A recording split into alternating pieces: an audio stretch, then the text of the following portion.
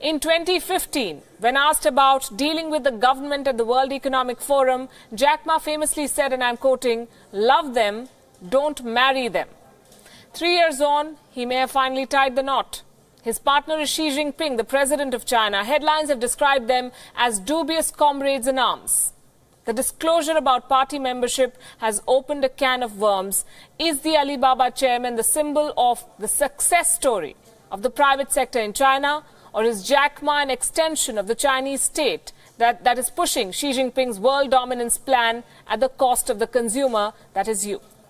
So let's try to understand what's happening here and why it's significant. With us is Einar Tangen, political and economic commentator, with us from Tokyo this evening, and Greg Swenson, founding partner at Brig Macadam, live with us from London. Good evening to both of you. Greg, I want to start with you. Do you believe Jack Ma has hoodwinked shareholders by keeping away from them this very important, very significant piece of information about his political affiliation?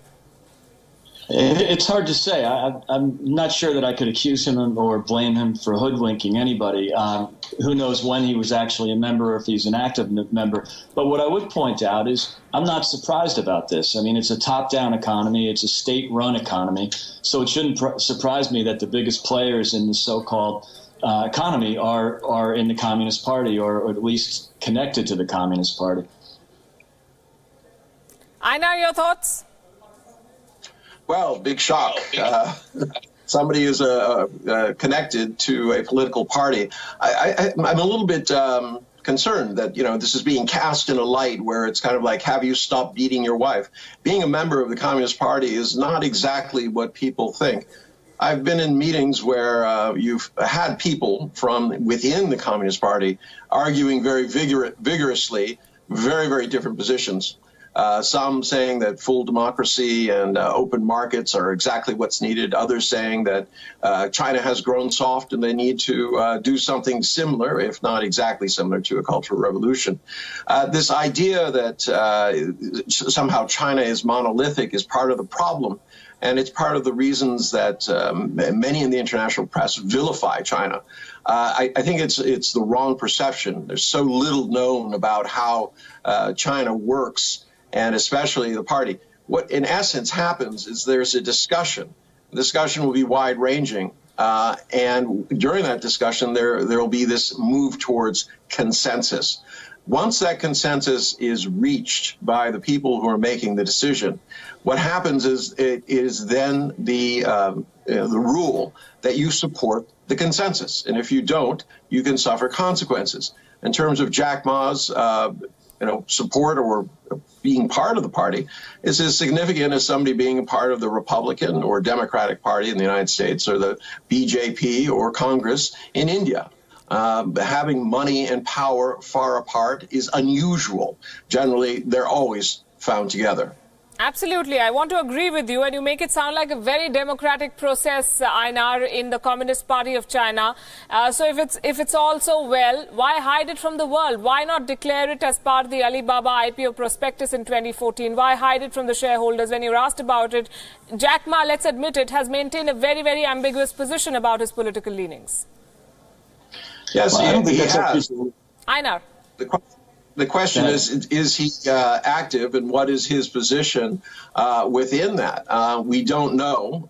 This is purely speculation at this point. But in terms of declaring your political affiliation, I really don't know that any prospectus out there has the CEO saying, I'm an ardent Republican or an ardent Democrat. Generally, that is seen through what they give in terms of money to these different organizations. The same within India. I don't know anybody who says I'm a member of the Congress Party or the BJP on their prospectus. I don't know that it necessarily matters. People expect those individuals who are leading a company to be successful. I don't think anyone can say that Jack Ma has not been successful, or that he has somehow sacrificed the future of Alibaba for political reasons.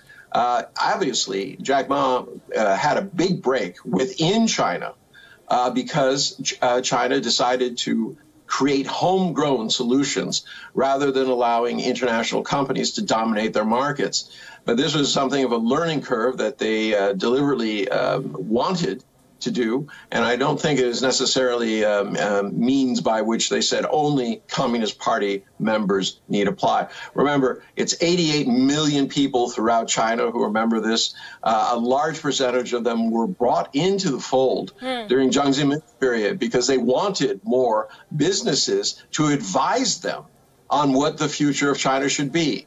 So this is an issue where the party itself is trying to reach different voices who can help them with their economic development. Right. As for your comparison with India, India is a democracy, China is not, and the government-business relationship is very different. The dynamics are very different, so it's an unfair comparison.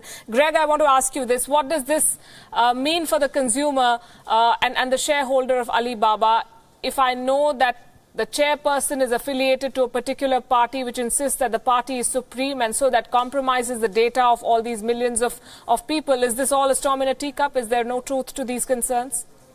Well, I think it depends on how active he is in the party and when. So, look, if he went to a party meeting 20 years ago or if he's still on a list or something, I'm not sure that's particularly harmful. But what it does expose is two major issues, or two major myths. One is that the Chinese economy was going to become more free and open, and that the state would actually liberalize with the opening of the economy. And then also it exposes the myth of communism and socialism, which is where, you know, many of the leaders of these ideologies make themselves wealthy first on the backs of the workers, and then they're happy with their money. So they decide that socialism will work for everybody else once they've made their money. So I think it exposes two myths, and I think they're both, I'm glad they're being exposed. And if that means that there's some criticism of Jack Ma for being in the party and there's some hypocrisy there, yeah, I think that's a debate, and I think that's some information people need to know as consumers and as investors. Indeed. Greg, Anna, thanks very much for sharing your thoughts with us here.